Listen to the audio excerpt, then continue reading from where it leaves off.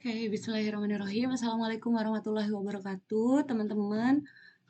Di video ini kita akan lanjut penjelasan masih tentang kuesioner, cuman lebih detail lagi, yaitu kita akan ngebahas tentang uji validitas dan reliabilitas kuesioner kita, gitu ya.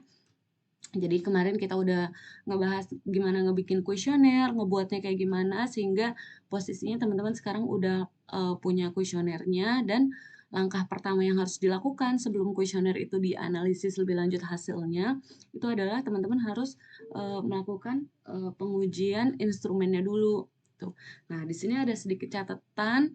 Jadi teman-teman kalaupun butuh mereverse code-nya, jadi kodenya kalaupun butuh di reverse, itu teman-teman bisa melakukan reverse code. Jadi jangan sampai ada positif sama negatif question yang di mix gitu.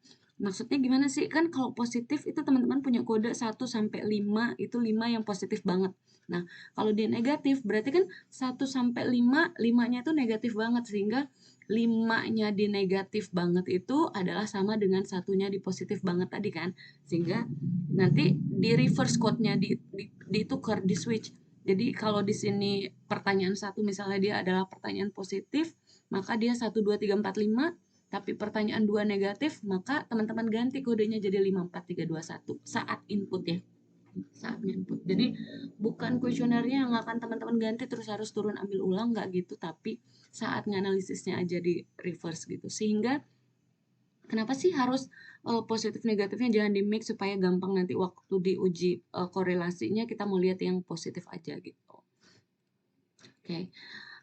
Jadi uji kuesioner ini kita udah kita bahas kemarin, tujuannya adalah intinya kita mau tahu sejauh mana sih instrumen kita udah oke gitu, udah tepat sasaran, dan hasilnya itu nggak beda dari keadaan sebenarnya gitu. Ya, oke. Jadi kita akan ada dua uji validitas dan reliabilitas gitu ya. Oke. Nah, sekarang teman-teman kita akan nguji kedua uji ini pakai SPSS. Jadi teman-teman udah pernah pakai SPSS waktu mata kuliah statistik dasar gitu ya. Jadi pengerjaannya sama aja. Nanti saya akan punya data yang akan saya jadikan contoh gitu. Nah, salah satu caranya si uji reliabilitas ini adalah kita pakai tekniknya si alpha ini, alpha Cronbach alpha. Kemudian intinya di sini adalah kita mau lihat apa namanya, kalau subjeknya sama, orangnya itu sama, dia akan tetap menjawabnya sesuai menjawab pertanyaan itu dengan konsisten gitu. Oke. Nah, di sini ada suatu ukuran 0,6. Jadi ini apa namanya, kalau teman-teman nemuin referensi yang lain ada juga yang bilang harus lebih dari 0,5, misalnya kalau pertanyaan instrumennya kurang dari 10 dan lain sebagainya. Ada juga yang lebih strict yang harus lebih dari 0,8. Nah, di sini kita kasih contoh untuk mata kuliah ini, kita kasih contoh lebih dari 0,6 aja.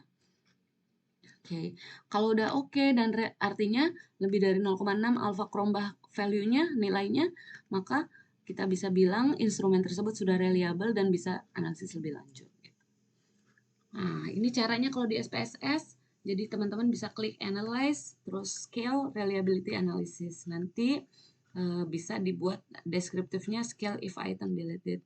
Nah, ini tuh bisa dilakukan berkali-kali untuk beberapa pertanyaan. Apa sih maksudnya? Nah, saya bukain dulu SPSS saya. Nah, ini SPSS saya. Jadi kalau dilihat variable view-nya di sini labelnya saya beri label. Jadi ini adalah penelitian waktu tahun 2016 kalau nggak salah ya untuk contoh ini. Oh iya, ini 2016. Jadi waktu itu kita ngecek kualitas apa sih yang ada di suatu masjid percontohan gitu. Jadi ada kualitas idarah, imarah, sama riayah gitu ya. Nah, ada 3 kualitas di mana setiap masing-masing kualitas itu ada masing-masing pertanyaannya. Jadi kualitas idarah itu pertanyaannya ada 3, kualitas imarah pertanyaannya ada 7, kualitas riayah pertanyaannya ada 6 gitu.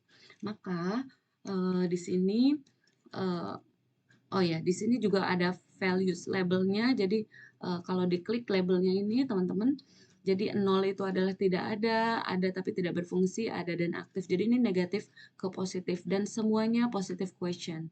Jadi ini dari 0 itu adalah yang nggak ada banget, terus habis itu 1 itu yang ada tapi nggak berfungsi, yang 2 itu ada dan aktif gitu. Jadi ini contohnya apa ya, kayak ada TPQ, ada tempat wudhu, ada gitu-gitu. Topiknya soal tentang masjid. Nah, ini ada measure scale koordinat. Oke. Nah, ini ada total. Oh, enggak, ini belum kita pakai dulu karena kita pakai nanti waktu validity testnya, uji validitas. Oke, langsung aja. Sekarang saya punya ada 30, bukan 36 ya. Jadi ada 3 tambah 7 ada 10 tambah 6 ada 16. 16 skala ya, ada 16 instrumen. 16 pertanyaan. Maka teman-teman analyze, scale, kemudian di sini sudah ada reliability analysis. Kalau kita buka, oh ini saya. Nah, ini yang saya bilang tadi. Tadi kan valid reliability test ini bisa dilakukan berkali-kali. Jadi kita bisa uji reliable-nya di idarah. Jadi yang masuk adalah idarah 3-3-nya, imarah 7-7-nya, dan riayah 6-6-nya gitu. Atau sekarang yang pertama kita masukin semuanya dulu. Kecuali total ya. Total kita balikin dulu. Sorry. Total saya balikin. Di sini ada metodenya, ada banyak yang kita pakai di mata kuliah ini. Kita sebagai contoh adalah si alpha, Crumbal alpha itu. Statistics, buka itemnya, scale-nya, nah terus scale if item deleted ini. Terus kalau misalnya mau summaries-nya ada rata-rata, ada korelasi bisa. Misalnya teman-teman mau ngeluarin deskriptifnya juga nggak apa-apa. Terus kita scale label ini opsional aja, mau dikasih label apa, ini kan masih all, jadi kalau mau dimasukin juga ini adalah all, nanti waktu idarahnya diketik idarah dan seterusnya, hanya untuk label aja. Nah, ini adalah output kita, di sini fokus kita, teman-teman bisa lihat ini adalah Chromba alfanya 0,695. Kalau tadi kita pakai yang atau referensi yang tadi yang kita pakai 0,6, maka teman-teman bisa katakan bahwa pertanyaan ini secara keseluruhan dari 229 kasus, nggak ada yang di-exclude, nggak ada yang missing datanya, jadi full 229. Kita bisa bilang bahwa data instrumen kita udah reliable karena memiliki nilai alpha Chromba alpha yang lebih dari 0,6 gitu. Nah, teman-teman di sini bisa lihat ada item pertanyaannya ada 16. Ini bisa dibahas juga rata-rata setiap instrumen atau standar deviasi, yang mana yang paling menyebar jawabannya, yang mana yang paling kecil variannya gitu, standar deviasinya. Sini min maksimum dan seterusnya. Inter-item correlation. Nah, di sini ada scale item if scale mean if item deleted. Nah, yang kita lihat adalah si corrected item total correlation. Ini bisa kita lihat juga sebenarnya untuk uji uji validitasnya. Nanti ini bisa kita lihat. Nah, di sini kenapa sih kita keluarin tadi ini? Jadi kita keluarin si alpha Chromba if item deleted. Jadi teman-teman, tadi kan di sini kita dapat lebih dari 0,6 ya. Kalau ternyata kurang, maka apa perlakuan kita? Maka perlakuan kita adalah cek lagi pertanyaan itu, terus kita harus diskusikan sama orang expertnya, misalnya tentang penelitiannya tentang pendidikan, maka tanya orang pendidikan, Pak, Bu, menurut Bapak Ibu ini udah oke apa enggak gitu. Itu secara itu aslinya harusnya seperti itu. Jadi kita harus diskusikan sama expert pertanyaan kita udah oke atau enggak, kenapa dia bisa nggak reliable gitu. Nah, tapi ada langkah lain juga yang bisa teman-teman lakuin. Lihat, kita kan tadi punya 16 pertanyaan ya. Di sini kan dari 16 pertanyaan kita lihat ini adalah nilai Chromba kalau pertanyaan ini kita hapus. Jadi yang mana yang nilai Chrombahnya akan, jadi paling tinggi kita bisa dapatnya 0,7 doang nih. Dengan catatan kita ngapus pertanyaan ke berapa nih? Ke 6. Kalau pertanyaan ke 6 kita hapus atau kita ganti atau kita, ya ini di sini hapus ya. Kalau kita hapus maka kita akan dapat 0,7. Ini perlakuannya, tapi aslinya secara umum kalau ternyata nggak reliable harusnya kita bawa ke expert atau kita diskusikan lagi apa yang masalah di pertanyaan ini sehingga kita ganti kah, kita revisi gitu dan seterusnya gitu ya.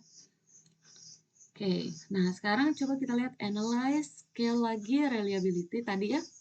Misalnya teman-teman juga bisa melakukan tadi, mau dikeluarin alfa Krombah untuk Idara, alfa Krombah untuk Inara. Jadi ini lebih lebih wise gitu. Jadi kita melakukan pengujian reliable-nya dibagi berdasarkan kelompok-kelompok instrumennya. Gitu.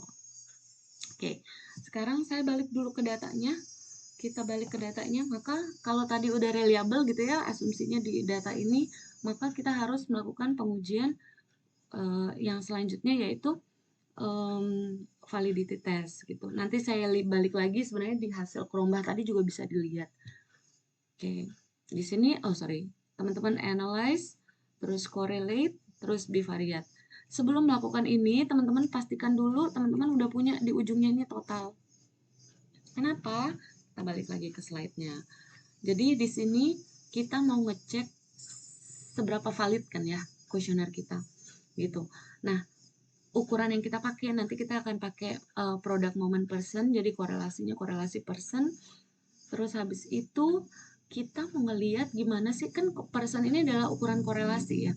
Kita mau lihat gimana sih korelasi antara skor pertanyaan ya, baik berupa item ataupun butir, maupun skor dari faktor yang tadi ya, variabelnya misalnya variabel Idara, Imara, dan Riayah itu dengan total ya.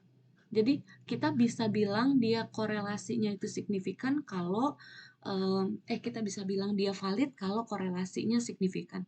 Korelasi antara siapa? Antara setiap skor pertanyaannya itu dengan skor total. Ya. Makanya di sini teman-teman bisa compute total all. Jadi di sini ada transform, compute ini terus ditotalin, atau manual di Excel juga nggak apa-apa, ditotalin aja. Jadi ini pertanyaannya total di semua 2 tambah 2 tambah 2 dan seterusnya. Maka total pertanyaan 1 adalah 28, pertanyaan 2 28 dan seterusnya sampai pertanyaan ke 229. Isi jawaban si orang pertama sampai orang ke 229 gitu ya. Oke. Langsung kita analyze, correlate, bivariate. Bivariate berarti ini saya riset dulu. Bivariate itu berarti 2 ya, antara setiap pertanyaan dengan total. Jadi kita masukin aja semua. Saya masukin semua. Terus di sini kita pakainya Pearson. Tadi saya tulisnya person ya, di sana harusnya Pearson, korelasi person, terus two tail, terus kasihin dia flag supaya enak gampang. Oke, nah sebelum kita lihat hasilnya, ini adalah nilai korelasinya si bivariate. Tapi di sini ada catatan dulu, hipotesisnya apa sih? Jadi kenapa tadi kan kita pakai two tail gitu ya? Nah kita mulai dulu dari hipotesisnya, di sini saya tulis di sini. Oh, bapaknya hilang. Nah, H0-nya itu adalah rho sama dengan 0, H1-nya rho tidak sama dengan 0. Rho antara pertanyaan 1 dengan X dengan Y gitu ya. Jadi butir 1 dengan total, ini X dengan Y. Kalau korelasinya 0 berarti kan korelasinya antara si butir pertanyaan tadi dengan total itu 0, sehingga maka ini tidak valid. Siapa yang tidak valid ya butir pertanyaannya, ini berarti valid. Artinya korelasinya tidak sama dengan 0. Kita pakai uji dua arah, kita pakai uji dua arah di situ ya. Maka ya gitu ya. Nanti oke, gitu kan. Nah, tapi gitu konsepnya tadi two tail itu ya. Nah, sekarang kita lihat hasilnya. Ingat ini adalah tabel korelasi person. Jadi yang bisa teman-teman lihat di sini ada person correlation-nya, ada sig-nya, dan ada n-nya. Teman-teman masih ingat ya? Jadi kita bisa lihat nilai korelasi person-nya ini di-compare dengan tabel person-nya, atau langsung pakai sig-nya, pakai p-value ini, di-compare dengan alpha 5%, maka yang kurang dari alpha 5% itu adalah tolak H0 gitu kan ya. Jadi yang kurang dari 0,05 itu tolak H0. Kalau tolak H0 berarti rho-nya atau korelasinya tidak sama dengan 0 sehingga valid gitu ya. Jadi kalau tolak H0, ini kalau p-value-nya kecil, kurang dari 0,05, maka tolak H0 artinya korelasinya tidak sama dengan 0 dan kita bisa bilang butir pertanyaan tersebut valid. Oke. Nah, sekarang di sini ini adalah matriks yang jadi kalau ditulis matriks ini adalah suatu yang simetrik gitu ya. Ini antara pertanyaan satu dengan pertanyaan satu dengan pertanyaan dua gitu ya. Jadi ini pertanyaan dua dengan pertanyaan satu. Jadi korelasinya sama 0,212, 0,21 gitu kan. Jadi teman-teman bisa lihat di ujung kanan sini bisa lihat si total, cuman kan susah ngelihat ininya ya. Jadi kita lihat yang paling bawah aja karena simetri kita lihat total. Nah, ini total yang di bawah ini. Maka ini pasti pertanyaan satu, pertanyaan dua, pertanyaan tiga gitu kan ya. Lihat korelasi persennya itu adalah 0,361 dan dia dikasih flag. Tadi kan kita bilang kasihin bendera kalau dia signifikan atau enggak. Jadi dia akan dapat bendera bintang 2 kalau dia signifikan di level 0,01 dan dia bintang 1 kalau signifikan di level 0,05 gitu. Sekarang kita lihat, oh ini signifikan semua bintangnya. Nah, bisa lihat juga dari p-value, p-value-nya kecil kan, kurang dari 0,05, ini sebenarnya bisa diklik ya. Angkanya berapa? Bukan 0 sebenarnya, jadi angkanya itu bukan 0 tapi bisa diklik nggak ya? Nah, itu ada tuh. Bukan 0,01 tapi 0,00097 gitu ya. Jadi ini bisa dicek, ini sebenarnya bukan 0 gitu. Oke. Saya close dulu ininya, balik ke sini. Jadi ini kan tolak H0 semua ya. Pertanyaan 1, 2, 3, 4 ini juga masih tolak H0 sampai ke 16. Ternyata tolak H0 semua. Yang ini kan terhadap dirinya sendiri. Sehingga kita bisa lihat bahwa semua butir pertanyaannya sudah valid gitu. Ya, udah gitu uji valid dan reliable. Oke. Nah, sekarang teman-teman juga bisa lihat dari hasil si Krombah alfa tadi. Tadi kan si Krombah alfa itu ada output yang kita klik if item deleted itu ya. Jadi keluar di sini corrected item total correlation. Nah, ini total korelasinya bisa kita lihat. Di sini 0,276. Nah, tapi kalau ngelihat dari sini kita harus um, uh, compare dengan suatu nilai tabel. Jadi pakai R tabel. R tabelnya dari mana? Jadi R tabel itu adalah T itu adalah nilai tabel T gitu ya. Tabel T dengan alfa dan df di mana derajat bebasnya, degree of freedom-nya adalah N-2. N-2 itu adalah berarti kalau saya tadi 229 berarti 227. Ya, cari R tabelnya. Teman-teman bisa pakai Excel aja, di sini saya punya Excel-nya. Jadi kan saya punya tabel T, saya cari dulu pakai persamaan ini TINV. Jadi sorry, ini bisa digedein ya.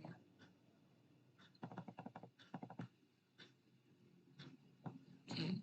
Nah, ini adalah TINV, ini artinya cari distribusi T, peluang distribusi student T ketika alfanya adalah 0,05, 5% dan derajat bebasnya adalah N-2, jadi 227. Jadi saya dapat T-nya adalah 1,9705.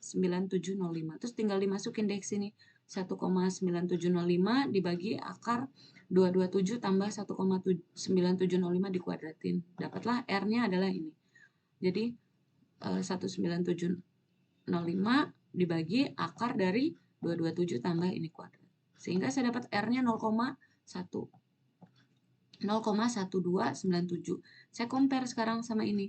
Jadi 0,1297 12. Nah, ada kualitas imarah. Jadi kalau secara total ini kita bisa lihat di sini totalnya itu kualitas imarah ini masih kurang. Jadi kalau corrected-nya itu lebih dari R, maka setiap variabel beserta indikatornya itu telah valid gitu.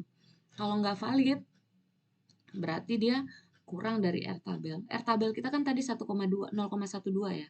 0,12 itu adalah kualitas imarah. Jadi kalau pakai R tabel, oh ternyata kualitas imarah pertanyaan saya yang ke-6 itu adalah secara total korelasi totalnya itu masih belum valid. Ya. Walaupun secara korelasi total itu sudah valid. Coba kita lihat di sini. Pertanyaan ke-6, 2, 4, 6. Oh iya memang korelasinya emang kecil banget 0,193 walaupun dia sebenarnya masih signifikan pada level 1%, signifikan level.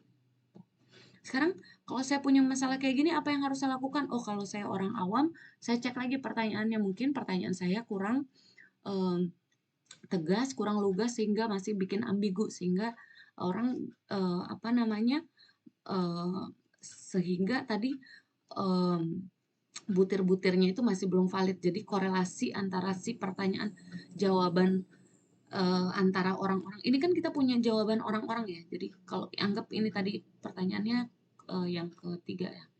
Nah, ini jawaban orang-orang tuh nggak sama. Jadi nggak valid jawaban antara 229 orang ini. Ya, oke. Nah, oke. Udah gitu ya. Jadi, tapi secara kalau apa namanya, kalau secara teori harusnya kita nggak bisa langsung ngebuang pertanyaan tadi, atau nggak bisa juga kitanya asal ngecek pertanyaan. Kalau memungkinkan kita cek dulu pertanyaannya karena kita yang paham dengan penelitian. Tapi kalau ternyata eh, mau asal-asal diganti atau diubah atau apa, terus harus turun ulang lagi untuk dapat datanya kan sangat tidak direkomendasikan gitu. Jadi kalau sementara di mata kuliah ini teman-teman bisa hapus dulu yang nggak valid, terus eh, tapi aslinya kalau nanti riset turun penelitian maka kalau nggak valid ya validationnya through experts gitu. Jadi tanya ke orang expertnya gitu. Ya, oke. Ya, sepertinya itu. Semoga teman-teman apa namanya bisa segera kelar. Nanti kalau misalnya ada pertanyaan lagi didiskusikan di grup aja. Oke? Oke, selamat pagi, siang, malam. Terima kasih. Assalamualaikum warahmatullahi wabarakatuh. Dadah.